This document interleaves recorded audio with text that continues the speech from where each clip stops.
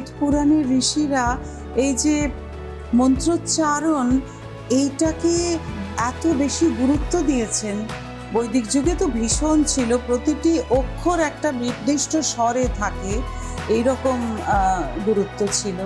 সেটা যদি সোচ্চারে বলা যায় তাতে আমার মনে হয় একটা অসম্ভব পজিটিভ এনার্জি চারদিকে আসে। একদম নিজেদেরও ভালো লাগে মন্ত্রোচ্চারণ করতে করতে। মানে আমরা প্রত্যেকদিন প্রত্যেকটা এই যে এত বিয়ে দিচ্ছি, এত পারলৌকিক কাজ করি, এত অনুষ্ঠান করি, আমরা যতদিন করি না প্রত্যেক দিন মনে আমাদের ভেতরে আরো আরো অনুভব হচ্ছে, আরো উপলব্ধি হচ্ছে। আত্মশুদ্ধি হলো ভীষণ যেন। একটা মনে স্নান করি, স্নান করি, হ্যাঁ।